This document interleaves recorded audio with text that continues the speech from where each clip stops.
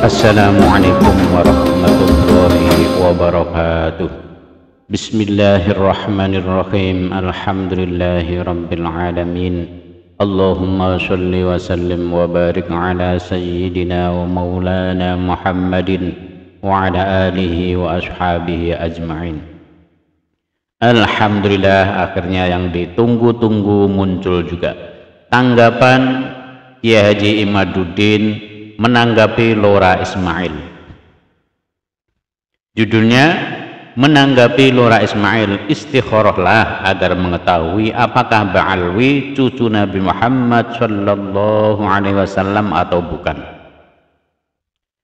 Di dalam akun Facebooknya, Lora Muhammad Ismail Al-Khalili mengatakan, setelah sekian purnama akhirnya ada tulisan saya yang dinotis Kiai Imad. Tulisan berjudul "Ketika Syarat Kitab Sezaman Kiai Imad Dibantah oleh Penulis Kitabnya Sendiri".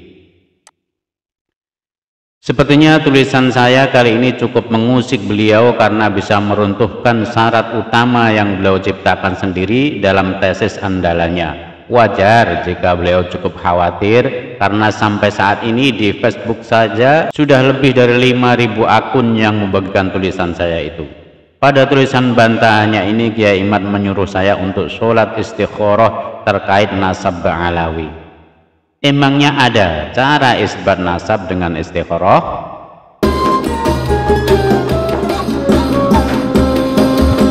Mengawali tulisan beliau ketika menanggapi Lora Ismail, beliau memohon maaf kepada para pembaca semua jika dalam tulisan ini menggunakan kalimat-kalimat yang tidak berstandar kampus-kampus Indonesia yang excellent. Lora Ismail mengatakan, Kiai Imad meminta syarat kitab sezaman. Saya jawab, yang saya minta adalah kitab sezaman jika ada. Kalau tidak ada, ya kitab yang mendekati saja juga boleh. Dan nasab Ba'alawi tidak didukung oleh kitab sezaman dan kitab yang mendekati. Kitab Al-Burqah yang menyebut Ahmad bin Isa mempunyai anak Ubaid di tahun 895 Hijriah bertentangan dengan kitab Asy-Syajarah Al-Mubarakah yang menyebut bahwa anak Ahmad bin Isa hanya 3, Muhammad, Ali, dan Husain. Maka pengakuan sepihak Ali Al-Syakron bertolak secara ilmiah karena bertentangan dengan kitab-kitab sebelumnya. Lora Ismail mengatakan, para habaib tidak memberikan syarat yang diminta Kiai Imad. Saya menjawab, mereka bukan tidak memberikan bukti sezaman atau yang mendekati. Mereka sudah berusaha memberikan, tetapi apa yang diberikan terkonfirmasi palsu, seperti sanad-sanad wayang Muhammad bin Ahmad bin Isa yang katanya mendapatkan hadis dari pamannya Ubaid, lalu Ubaid mendapatkannya dari Al-Husain bin Muhammad Ibnu Al-Askari. Itu sanad palsu, karena dalam kitab Tarikh Baghdad juz 8 halaman 569 disebut Ibnu Al-Askari tidak mempunyai murid bernama Ubaid. Bukti sezaman atau yang mendekati tertolak. Lora Ismail mengatakan, Kiai Imad yakin, bahkan hakul yakin bahwa nasab Ba'alawi rungkat, dan para muhibbin Kiai Imad bersorak riang gembira. Saya menjawab, saya hakul yakin bahwa Ba'alawi atau para habib-habib itu seperti Syekh Umar bin Hafid, Rizik Syihab, Bahar Semit, Lutfi bin Yahya, Taufik As-Segaf, dan lain-lain bukanlah cucu Nabi Muhammad sallallahu alaihi wasallam. Mengenai saya punya muhibbin dalam pengertian seperti para Ba'alawi itu saya tidak tahu. Kalau tahu akan saya larang. Karena kalimat muhibbin itu konotasinya negatif, yaitu orang yang berkecenderungan terhadap sesuatu bukan karena dalil tetapi karena suka atau tidak suka. Sedangkan yang setuju dengan tesis saya itu kebanyakan adalah orang-orang yang mengikuti karena dalil, bukan karena suka atau tidak suka. Lora Ismail mengatakan, dalam ilmu nasab, apakah kitab sezaman merupakan syarat mutlak dan satu-satunya yang mengkonfirmasi sebuah nasab? Saya jawab, iya jelas kitab nasab sezaman atau yang mendekatinya adalah syarat mutlak untuk mengkonfirmasi sebuah nasab. Jika tidak, maka nasab itu adalah nasab Sangkuriang binti Dewi Sumbi, yang untuk mengkonfirmasi apakah Sangkuriang itu benar anak Dewi Sumbi, tidak memerlukan kitab sezaman. Telah syuhrah dan istifaudah bahwa Sang Kuryang adalah anak Dewi Sumbi karena ia dimunculkan sebagai legenda lalu disebarluaskan melalui cerita rakyat dan film. Jika anak-anak ditanya siapakah ibu Sang Kuryang, maka anak-anak itu akan menjawab Dewi Sumbi. Tetapi apakah dengan syuhrah dan istifaudah itu lalu sosok Sang Kuryang benar-benar ada? Tidak. Sang Kuryang hanyalah sebuah legenda, sosoknya fiktif. Tidak ada yang dapat menunjukkan bukti apapun di masa di mana Sang Kuryang diasumsikan hidup atau di masa yang paling dekat dengannya, bahwa sosok Sang Kuryang adalah sosok yang pernah eksis di dunia. Ia hanya sosok yang diciptakan. Lora Ismail mengatakan, setelah membaca beberapa kitab nasab, khususnya kitab-kitab yang menjadi rujukan utama Kiai Imad dan para jagoannya dalam masalah ini, Muqaddimat fi Ilmil Ansab, Rosail fi Ilmin Ansab, Al-Kafi Al-Muntakhab, dan lain-lain, saya berani menyimpulkan bahwa dalam hal ini terdapat dua kubu. Satu, para pakar ilmu nasab dalam kitab-kitab itu yang sama sekali tidak mensyaratkan kitab sezaman untuk mengkonfirmasi kebenaran suatu nasab. Kitab nasab adalah salah satu turuk atau cara untuk mengkonfirmasi nasab, tapi bukan satu-satunya karena masih ada beberapa opsi lain termasuk asyuhrah wal istifaudah, kemasyhuran dan reputasi sebuah nasab. Dua, Kiai Imad dan kawan-kawan yang mengatakan bahwa kitab sezaman merupakan syarat mutlak bagi keabsahan suatu nasab. Jika tidak, maka nasab tersebut dipastikan palsu, fiktif, dan terputus. Saya menjawab, apa yang dikatakan Lora Ismail bahwa pakar ilmu nasab sama sekali tidak mensyaratkan kitab sezaman atau yang mendekatinya, pernyataan itu jelas keliru. Ia tidak memahami ibarah ulama dalam kitab-kitabnya.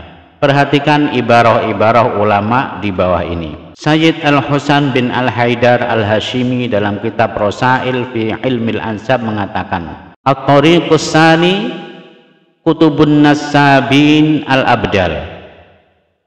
Cara yang kedua menetapkan nasab adalah dengan kitab-kitab para ahli nasab yang abdal. Rosail halaman 103. Siapa yang dimaksud dengan kalimat Al-Abdal? Perhatikan ibarah Sayyid Al-Husain di halaman lain. Al-Abdal adalah mereka yang saling bergenerasi menggantikan sebagian mereka kepada yang lain. Apa arti menggantikan dari satu generasi ke generasi lainnya? Artinya yaitu kitab nasab abad ke-9 adalah kelanjutan dari kitab abad ke-8. Kitab nasab abad ke-8 adalah kelanjutan dari kitab nasab abad ke-7. Kitab nasab abad ke-7 adalah kelanjutan dari kitab nasab abad ke-6 dan seterusnya. Kitab yang lebih belakangan atau lebih muda tidak boleh bertentangan dengan kitab yang terdahulu yang lebih tua. Inilah yang dimaksud kitab sezaman atau yang mendekatinya. Syekh Khalil Ibrahim dalam kitab Al-Muqaddimat fi Ilm Al-Ansab, syarat menjadikan kitab nasab sebagai pegangan adalah pertama, ia tidak boleh berbeda dengan kitab-kitab asal. Al-Muqaddimah halaman 58. Perhatikan, menurut Syekh Khalil Ibrahim, kitab nasab yang bisa dijadikan pegangan adalah kitab nasab yang tidak bertentangan dengan kitab-kitab asal. Apa yang dimaksud dengan kitab asal? Ya tentu kitab sebelumnya. Artinya jika di kitab nasab abad ke-6 telah ditetapkan bahwa Ahmad hanya mempunyai anak 3, maka kitab-kitab nasab pada selanjutnya tidak boleh mencatat 4. Jika mencatat 4 berarti bertentangan dengan kitab asal, dan nama keempat adalah nama susupan. Penambahan Ubaid sebagai anak Ahmad bin Isa di abad 9 bertentangan dengan kitab abad ke-6 yang menyebut nama anaknya hanya 3, Muhammad, Ali, dan Husain. Tidak ada yang bernama Ubaid. Munculnya nama Ubaid sebagai anak Ahmad setelah 550 tahun dari wafatnya Ahmad tanpa referensi apapun menunjukkan bahwa Ubaid adalah susupan yang wajib ditolak akal sehat. Dr. Abdurrahman bin Majid Al-Qoroja dalam kitabnya Al-Kafi Al-Muntakhab mengatakan, Sejarawan tidak boleh didahulukan dari penetapan ahli nasab, khususnya jika ahli nasab itu lebih dekat masanya atau tempatnya. Perhatikan apa yang dikatakan oleh Dr. Abdurrahman bin Majid tentang kitab sezaman atau yang lebih dekat zamannya dengan objek penelitian. Di dalam kitab tersebut bahwa kitab sejarah tidak boleh didahulukan dari kitab nasab, apalagi jika nasab itu zamannya lebih dekat. Dari situ jelas kitab sezaman atau yang mendekati adalah instrumen dalam penelitian kesohihan nasab. Lora Ismail mengatakan, saya justru semakin yakin, hakul yakin, bahwa syarat tersebut hanyalah syarat yang diada-adakan oleh Kiai Imad tanpa rujukan dari kitab nasab manapun. Saya menjawab, sudah disebutkan sebelumnya bahwa jika cara memahami kitab nasab itu benar, maka akan sama kesimpulannya, yaitu kesohihan sebuah sejarah dan nasab harus dikonfirmasi oleh kitab sezaman atau yang mendekatinya. Di universitas-universitas di Indonesia, syarat kitab sezaman atau yang mendekatinya adalah metodologi standar dalam ilmu sejarah, di mana ilmu nasab adalah bagian darinya. Tidak tahu kalau di Yaman, bisa jadi di sana kesohihan sejarah dan nasab itu hanya diisbat dengan dongeng-dongeng saja. Untuk lebih cerdas, bacalah buku-buku sarjana dari Indonesia tentang metodologi ilmu sejarah, agar cara berpikirnya seimbang dengan sarjana-sarjana Indonesia yang cerdas dan rasional. Lora Ismail mengatakan, ada banyak sekali poin dalam kitab beliau yang sangat bertentangan dengan pendapat Kiai Imad selama ini. Salah satunya adalah ketika di poin ke-10 halaman 96, beliau mewanti-wanti jangan sampai kita menuduh suatu nasab, ta'an fin nasab, hanya karena sebuah nama yang tidak disebutkan dalam kitab tertentu. Saya menjawab, Lora Ismail salah memahami ibarah Syekh Khalil Ibrahim di atas. Ibarah itu bukan untuk semisal nasabnya Ubaid yang tidak disebut sebagai anak Ahmad, tetapi untuk sebuah nama yang tidak disebut dengan kalimat lahu aqbun, ia mempunyai keturunan. Di kitab nasab itu kadang ada nama-nama yang ditulis dengan kalimat lahu aqbun, ia berketurunan. Ada yang hanya ditulis namanya tanpa ada keterangan ia berketurunan atau tidak. Maka kata Syekh Khalil Ibrahim, jika ada sebuah nama yang ditulis hanya namanya saja, tidak ditulis apakah ia mempunyai keturunan atau tidak, maka jangan divonis ia tidak berketurunan. Kalau nama Ubaid beda Lora, namanya memang tidak pernah disebutkan. Ia gelap gulita selama 550 tahun. Ia fiktif, tidak sah orang hari ini mengaku keturunannya karena ia sosok ahistoris. Lora Ismail menyatakan ia berkomunikasi dengan Syekh Khalil Ibrahim, pengarang kitab Muqaddimat fi Ilmil Ansab. Kita akan lihat, jika benar itu nomor WA Syekh Khalil Ibrahim, bahwa hujjah itu akan mentok kepada syuhrah wal istifaudah dan pengakuan bahwa nama-nama wayang Ba'alwi benar-benar tidak ada dalam kitab-kitab nasab. Ketika ditanya tentang nasab Ba'alwi yang dibatalkan penulis dengan alasan Ubaidillah tidak disebut dalam kitab nasab sebagai anak Ahmad, Syekh Khalil Ibrahim menjawab, syuhrah istifaudah para sadah Ba'alawi telah mengungguli banyak nasab yang lain. Sedangkan disebutkannya amud nasab hanyalah syarat kesempurnaan, bukan syarat sah. Saya berkomentar, syuhrah dan istifaudah nasab Ba'alawi tentu mengalahkan nasab yang lain. Kenapa? Karena memang mereka klan yang paling mengiklankan nasabnya kemana-mana, dalam pidato, dalam kitab-kitab dan dongeng-dongeng. Kemasyhuran nasab Ba'alawi walaupun palsu itu mengalahkan banyak nasab-nasab yang sahih seperti keluarga Ar-Razi dan At-Toba-Toba di Yaman. Nasab-nasab yang sahih banyak yang malu membicarakan nasabnya, sedangkan Ba'alawi terus mengiklankannya. Lalu ketika Syekh Khalil menyatakan bahwa nasab cukup dengan syuhrah wal istifaudah dan adanya nama-nama yang disebutkan dalam kitab hanya merupakan sebagai syarat kesempurnaan, itu bertentangan dengan perkataannya sendiri dalam kitabnya. Perhatikan perkataan Syekh Khalil Ibrahim dalam kitabnya Muqaddimat halaman 59. Syuhrah wal istifaudah tidak boleh bertentangan dengan kitab-kitab yang dalilnya qat'i. Sedangkan adanya nama Ubaid di abad 9 Hijriah bertentangan dengan nama kitab nasab di abad 6 Hijriah, yaitu Asy-Syajarah Al-Mubarakah, yang secara qat'iyyatud dilalah menyatakan anaknya Ahmad hanya 3 dan tidak ada yang bernama Ubaid.